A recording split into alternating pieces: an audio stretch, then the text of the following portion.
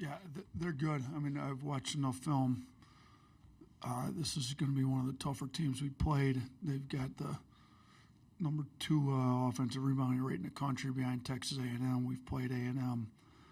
They do it differently. I mean, it's like if they get in trouble with scoring it, they just go with the 2 bigs. I mean, they go 6'11", 7'1", and just kind of mash you on the old board. So, we did not rebound it very well at all against Robert Morris. So it's a little concerning.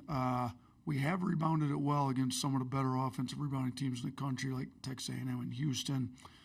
But there's been times we haven't rebounded it well at all. So I think defensive rebounding is going to be a big key. You obviously need to get them to miss in order to have a chance to defensive rebound. So our defense has picked up. It wasn't where we needed to be against Robert Morris. We need certain guys to step up. They've got one of the best point guards in the country in Marciulionis. He's smart, crafty, skilled, back-to-back player of the year in that conference. I mean, there's good players in that conference. And I don't know how many guys in that conference have been back-to-back player of the years, at least at the guard spot. So, we're going to have to do a good job on him. We're going to have to do a good job on their bigs. I mean, they're a very good defensive team. They guard people well. They slow the game down. They're not interested in getting any kind of running game. So, and I don't know that you can really speed them up on their offensive end. It's hard to speed up Marciulionis. He operates at his own pace. He's good. He's skilled. So, everybody acts like it's going to be a battle of tempos. Outside of gambling, and I'm not sure that I want to start pressing gambling. That's not really our style on defense. You may not be able to speed these guys up on their offensive end, but what you can do is eliminate 2 shots, 3 shots, and then all of a sudden you have a 25 to 30 second possession turn into a 45 to 50 second possession, turn into an over minute possession. That's when you're going to have some problems. So if we can limit them to 1 tough shot as much as possible, and then off the defensive rebound, get out, and we will run. Everybody in the country knows we run, but we got to make sure that when we run, we get quality shots too, because this isn't going to be an 80 possession game. Like, that's just not how a game with St. Mary's going to work. So they're good, they're tough, but shoot, we're down to the round of 32, and most of the teams left, all the teams left are good. So we've played a lot of good teams. As a matter of fact, we played 13 of the 32 teams left. So, including ourselves, we're almost at half the teams we played. We've played a lot of very good teams in the SEC. So it's not like we haven't played good teams, but this team's good. So we have to be ready to go. Thanks, Coach. Let's start with questions on the left side. We're going to go to the third row first. Nate, Chris Easterling, Akron Beacon Journal.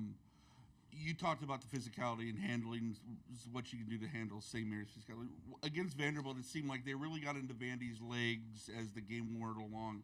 How much can your depth, comparative to maybe even what Vanderbilt has, help you to kind of weather some of that, being able to kind of come at them with waves of players? Yeah, I hope it comes into play. They're not as deep as us, but they also don't play as fast as us, so they don't need to be as deep as we do. Provided Grant's healthy and he's planning on playing. We were trying not to play him, only play him in case of emergency, and Robert Morris was very good, and we needed to play him there at the end. So, if Grant's playing and we got our full 10 guys that we've had, Darian looked good, I thought, in his minutes. Mo Diabate was good in his minutes. I think 8 players this decade to have a double-double in under 22 minutes in an NCAA tournament game, which is pretty impressive. So, and Darian was pretty efficient in his minutes. So we can get into our depth, and we may need it because they've got some front court depth. I mean, they kind of start with, I'm going to pronounce his name now, Morauskas, number 23, maybe that's right. But they start with him, very skilled 4, but they then go big with kind of, their starting center moves to the 4, and they bring in a 7-1 guy. And so our front court's going to have to be good, deep, because we're going to have to stay fresh on those guys to be able to rebound with them. So, yeah, I hope our depth comes into play, but they're a team that's kind of played with this rotation all year, and it's like their 8th man, I think, played 3 minutes Friday. They're comfortable playing 7 guys, and, we're going to play all 10 of our guys. Now, how much each of them plays, I'm not sure right now, but we'll definitely use our depth. I just don't know to what extent yet. First row on the left side, Coach. You kind of mentioned this in your opener, but you've had to adjust for slower opponent pace a couple times this season, but not in this short of a window. How's that kind of been emphasized so far? Yeah, I mean, honestly, like when we play these slower teams, there's not really an adjustment, to be honest with you. It's just we know, I mean, we're going to try to push the pace. They're not. We just can't let them get multiple shots on multiple possessions. Like, the emphasis is going to be on rebounding. And if they're going to send their 3, 4, and 5 every time, some teams will be afraid to get in a running match with us, so they'll send, 4 guys back, 3 guys back. They're not. They send their 3, 4, and 5 every single time, pretty much no matter what. So if we can defensive rebound, we can get some runouts on these guys. So it's not as if we got to prepare. We got to rebound, and we know it, and we can't get frustrated with their slow pace. Which, again, I mean, we may be lucky to get over 70 possessions. We've had multiple games this year where it's been 80 possession games in 40 minutes. So, they're probably comfortable playing closer to 60 possessions in a game sometimes. They're a low possession team. They're very methodical. They're very deliberate, and they're very good at what they do. Like what they do really well. So, can you take them out of what they do? I think some things maybe, but that's going to be difficult to do. You're just going to have to force them to take tough shots as much as possible and rebound the basketball. Like that's going to be a big thing, is our rebounding. Third row in the middle, Coach.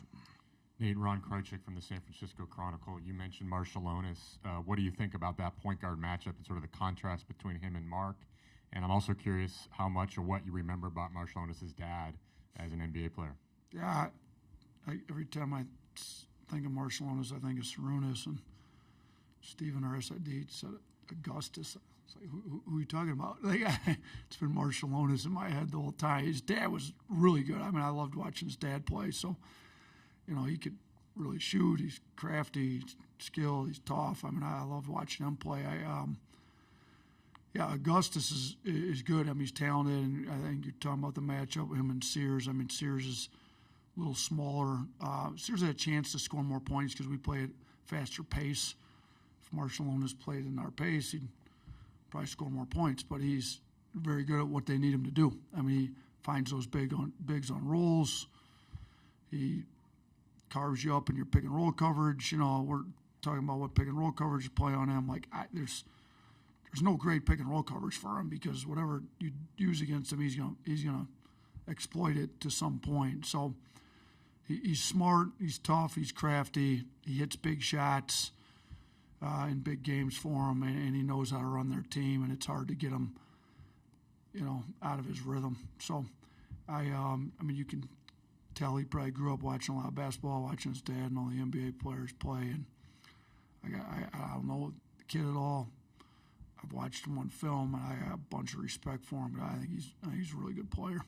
Thanks, Coach. Third row. Chase Goodrow with the Tuscaloosa News. I want to ask you about the process of scouting the Vanderbilt-St. Mary's game on the fly like this. Is it something that really just confirms your advanced scouting when you take a look at that game, or does it put a twist on the scouting report? No, I mean, so we have 3 guys that kind of get the scouting reports together for Coach Adams going in, and then Coach Adams, once he moves on to it, he locks in with that guy. So going into the tournament, we had Christian Pino get it together for Robert Morris, and then Ben Potts had already had Vanderbilt during the course of the year, so he took Vandy again, and then Brady Goka kind of got it ready for Coach Adams on St. Mary's. And Coach Adams spent more time on St. Mary's than he did on Vandy, since we had already played Vandy. So we spent more of our time on St. Mary's, not necessarily because we thought they were going to win, although we knew they were very good and had a good chance to win. But, we knew Vandy was good too, but more because we weren't as familiar with them. So we took more of our time from Sunday night to today on St. Mary's once we got the Robert Morris scout down. And you know what? I don't think the Robert Morris scout was wrong as to why it was closer than it should have been. I had our players' sense of urgency to execute it and to just rebound the ball was where we were off. So I think once we got the Robert Morris scout in and comfortable there, more attention was turned to St. Mary's in this particular instance, just because we were unfamiliar with them. And I think we've got a pretty good feel for them. But, you know, they're not complicated in that they don't run 50 different sets. They're complicated in that they're extremely good, and it's hard to take them out of what they do. So they're simplified but good at what they do, and it's going to take some toughness. You know, if we come in soft, we're not going to have a chance to win this game. So I think we've got a good feel for what they're doing. We're going to continue to study whatever little nuances and little details will help our players be more ready for it. But, yeah, I think, you know, right out of the gate, Sunday night, we get the assignments. We met as a staff quickly. We assigned it. We got everybody on the same page. We got the Robert Morris in. You know, by Tuesday, I think Coach Adams had moved on to St. Mary's while still with the teams on Robert Morris. I think he's got a pretty good feel for what they're doing. And then on our offensive side, you know, those guys do a good job too with Adam and Ryan. Back row on the left side, Coach. Katie Wyndham, Bama Central. With Mark being in a little bit of a three-point shooting slump lately, can that almost be offset by what he was able to do distributing the ball yesterday with the 10 assists?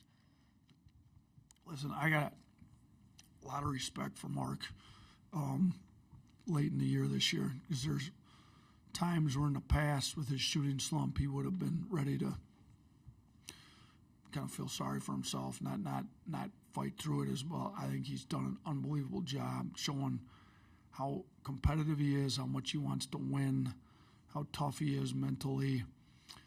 Because, yeah, he's not making shots at the level that he's used to, but he still got his, you know, like you said, 10 assists, which he got the ball moving. He only scored 3 points in the first half, never quit playing hard, stayed super locked into the defensive end, kept leading the team, and he ends up getting, you know, whatever it ended up being, 20 plus whatever points. So to have 20-10 game, you know, and the 3 turnovers he had were 3 travels, one of which he actually traveled, one of which he got tripped and fell on the ground, and one of which he did not travel. So, you know, he really should have had 10 assists and 1 turnover on his 20-10 game. I thought it was a pretty impressive night for him. We need him to keep doing the same thing, because there's no guarantee, and we've tried to build this team with the expectation there's no guarantee that we shoot the ball at a high level.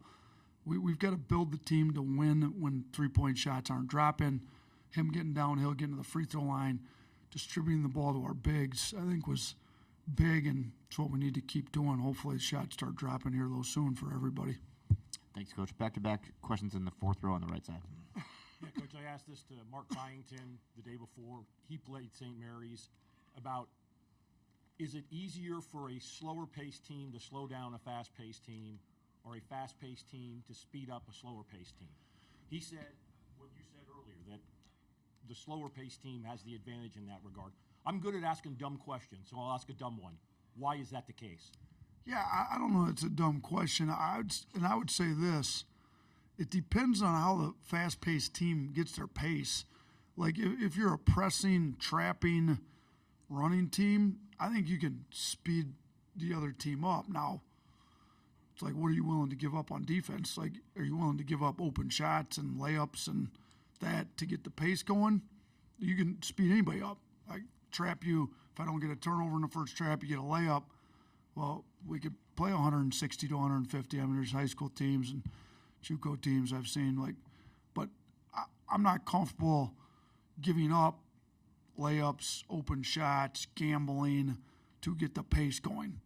We're going to try to be solid on defense and then run. And we play fast, not to just play fast for entertainment. I think it's the most efficient way to play fast, because early in the clock you can get great shots, and we want to take those. They don't want early shots. They play at the pace they do. To, you know, and you'd have to ask, you know, Randy's unbelievably great coach, you know, why they do what they do. Maybe it's, you know, what he's able to recruit, I don't know. But, that, maybe they like to frustrate other teams at their pace. We can't get frustrated. So I don't think we're not even going to try to speed them up. We're going to play fast on offense every chance we have the opportunity to play fast on offense. Like it doesn't, maybe occasionally you can speed them up on or try to speed them up with we're not really a pressing team with a press or a trap or whatever, but it's not really what we do. We've never done it.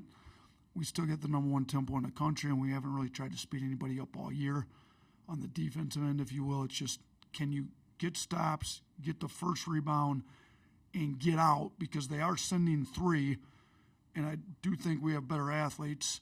So if they're going to send all three and we can get out, we can definitely get numbers on them if we can rebound. Now, if they're mashing us up on the old boards and they're getting all their misses, it's hard to run on them. So that's why just defensive rebounding, our guys tough enough. Can we get the first rebound on their misses to get out? That's going to be the key to this game. Same row, Coach. Justin Williams from The Athletic. Coach, you've been someone that's had his name brought up in other coaching openings and things like that. I'm curious what you thought about how Will Wade handled his situation this week. Yeah, you know what? I've gotten to know Will. When I was at Buffalo, I played him when he was at VCU. We obviously competed in the SEC and played him in a championship my second year. He had really good teams. Look, I'll say this. I actually thought he handled it well, and I actually brought it up to somebody the other day. The noise is out there. Leaks happen, whatever. It's out there that he's getting the job. You may as well just address it with your guys. And here's the thing. When I was at Buffalo, and I took the Alabama job, none of that stuff came up till after the season. I was super great because I wouldn't have wanted to. So it didn't come up. But if it's going to come up and you've already been offered a job and you've come to some type of agreement or it's out there and it's leaked, I think he's got a way of being honest with his guys. And I think his players, obviously, with the way they performed in the first game, and I don't want to speak for that program, but from what it looked like, they're playing hard for him. He's got them in the right frame of mind. I personally, on my end, dealing with my players, I'd just rather be honest with them all the time. So what's the point of lying, trying to cover stuff up? If it's out there, let's just be honest. I was afforded a better opportunity. You guys helped me get there. And in their case, for those that got eligibility left, he's helping them get a better opportunity. I mean, there's rev share, there's NIL, there's all this. Those guys, whether they stay there for the next coach, whoever it is, the more they win, the better their NIL is going to get. Everybody's going to want to help them out a little more. If they hit the portal or whatever, they're doing better. I mean, the further you go in this tournament, the bigger your name gets, the better your NIL gets. So it's win-win on both cases. Let's everybody be honest with each other. Let's play hard. Just because I'm not coaching here next year has nothing to do with how hard or how much I'm preparing to help you guys win the game this year. It would be what I would think something he would have said. But I thought he handled it well. To be honest with everybody, there's no sense in lying about it. We all get better opportunities the more we win. We got a saying in our program, when the tide rises, all the boats rise. In their case, when they're winning, everybody's winning when they're winning. Get time for one more on the right side here in the second row. If we get a mic this way. Hey, Nate, Will Graves, Associated Press. What made Grant such a good fit for you guys? We like playing spread, a lot of space on the floor, 5 out or 4 out, 1 in with, driving lanes open. And he's 6'11", skilled, plays better on the perimeter, can attack the rim, great athlete. I mean, when we do different competitions, not on the basketball floor, I think he's got the best time in a shuttle run in the history of the NBA Combine when he did it 2 years ago. So, with the pace we play at, with how open we leave the floor, he's 6'11", that can go back and forth between the 4 and 5. He can attack the rim.